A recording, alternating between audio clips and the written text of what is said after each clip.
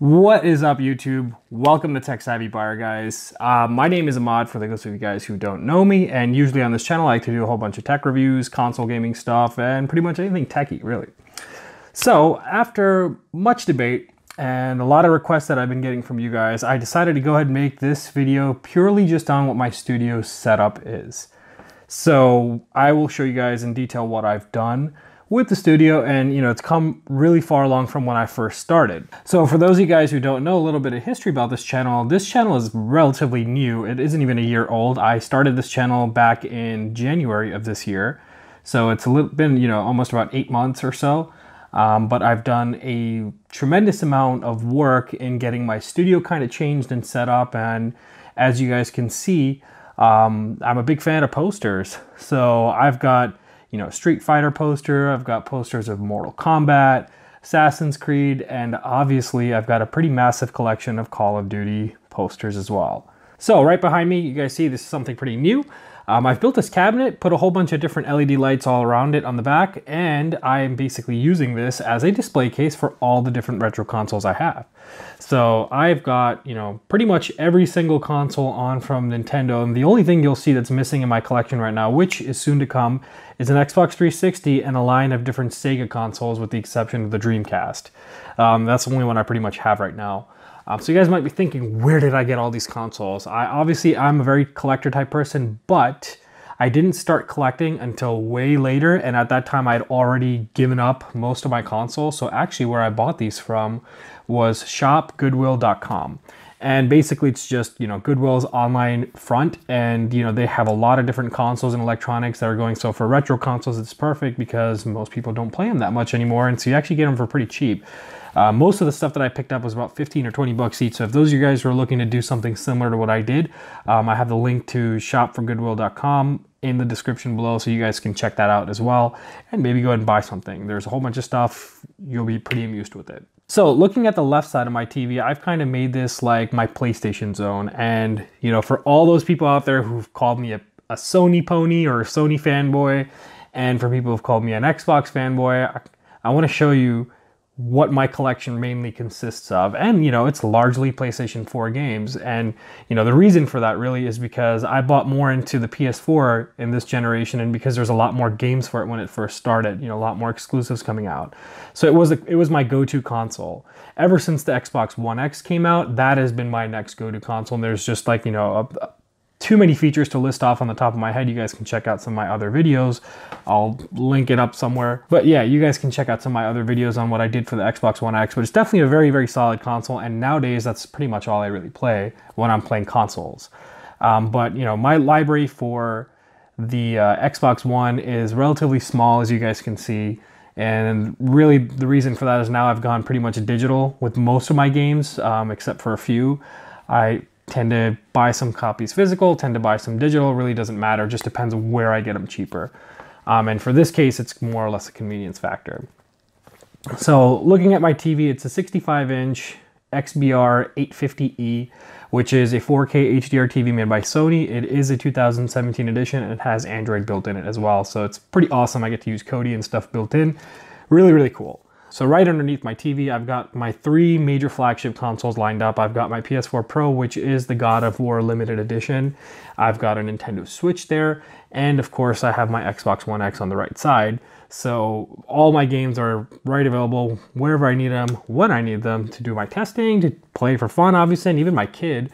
I have a 2-year-old daughter who actually likes to game a lot, and that's why I bought her a lot of Nintendo DSs and stuff for her, but she always goes for my Switch. So maybe one day she'll get to keep it when she's old enough, right? Now, the only main sitting that I really have down here in my studio is a large theater-style seating. There's only 4 seats, which is enough for my family right now. It's just my wife and my daughter. And, occasionally if I have someone over, we've got a spare seat for people to sit on. But we've got cup holders in them. They've got compartments inside where you can store stuff as well. And, they're just all around pretty nice, reclining leather seats that are very comfortable to sit on. So, when we want to just kick back and relax, this is my couch that I just go to, be able to recline, pop in a game on any console that I feel like playing, and go ahead and shoot for it. Now, my library for the Nintendo Switch is actually relatively small. I don't have much, and that's pretty much because there isn't much on the Switch that I really want to play aside from a few of those, exclusive titles like the Mario series. And even with Mario, I don't want to be playing Mario Tennis. What I'm looking forward to, and which I've pre-ordered, is Super Smash Brothers. That looks sick. Now, looking at the main area that's behind me, so this is my productivity, area. This is where I sit down in front of you guys and make videos. This is also where I do all my editing on these two screens here. I've got 2 sets of keyboards and 2 sets of mice as well. And basically one side has a 34-inch Ultra HD, So one side has a 34-inch curved monitor that's got a wireless charging stand as well. And this is the one I use mainly for gaming. And I've even have a Blue Yeti microphone set up there in case I ever do decide to do a stream. Right now I just use that for podcasts, which I still haven't even uploaded any. So it's kind of just there when I want to use it. Eventually I'll get to it. But at this point, I just use it for voiceovers and stuff like that, which is, it's still pretty much putting in its use. But again, like the reason why I have 2 sides split up is one I set up as like a gaming side with 34-inch curved. I find that, the field of view and the immersion in using a screen like that is so much better than going with a double or triple screen setup, and that's just my opinion. On the other side, I've got a double screen setup. That is what I use for all my productivity stuff. So I've got one window where I'm editing on Photoshop for my thumbnails and stuff, and then I've got the other window open for doing all kinds of Premiere Pro and, stuff for the video editing, things that I do for these type of things. One question I do get a lot is people ask me is like, hey, is your channel like a team of people that do it, or are you just one person? And, sadly, or maybe proudly, the answer is I'm just one person.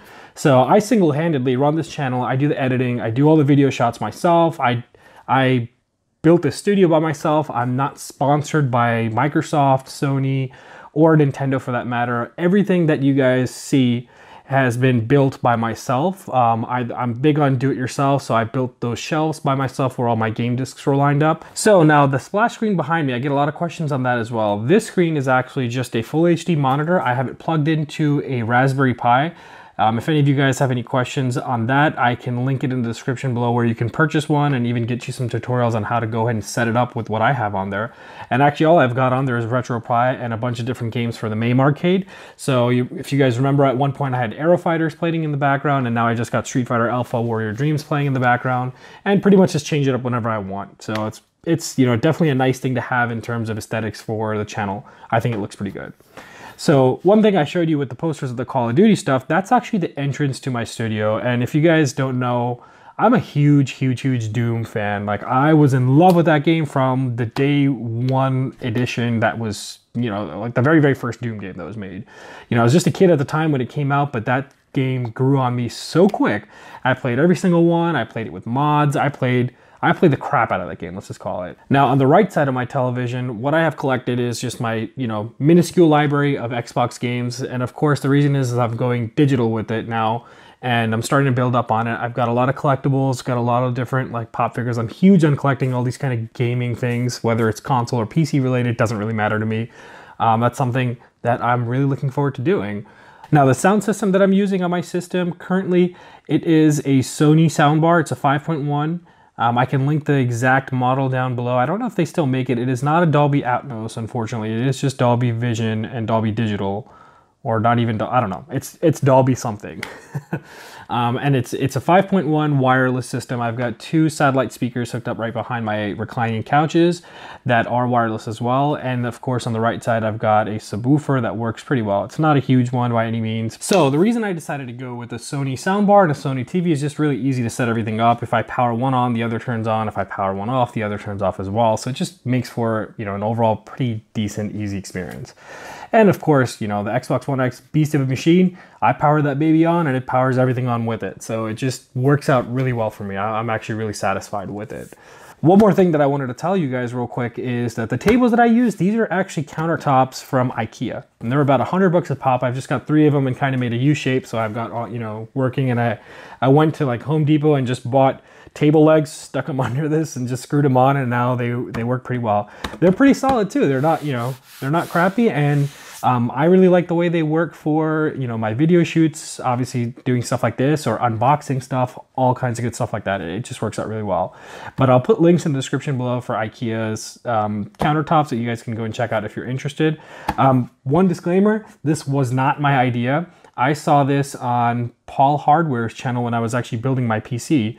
And that is where I was able to steal his idea of how he used the countertops. I thought it was a fantastic idea because when you're building stuff like this, it's really hard to find something that's practical, versatile, and, you know, big. Basically, you got enough space to shoot stuff on and make it look nice. Plus, you know, the wooden finish, obviously, it's just looks cool. Now the PC, this is my baby, okay?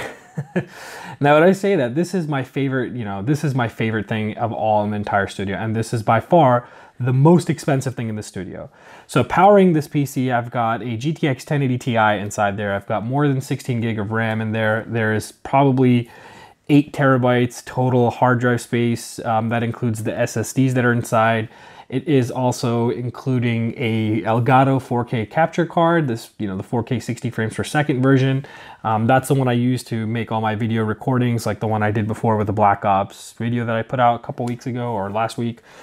And of course, I've got a all-in-one cooler by EVGA. It is a closed loop cooler, obviously, saying all-in-one. It's a 280 millimeter, so it's, you know, provides decent cooling at all.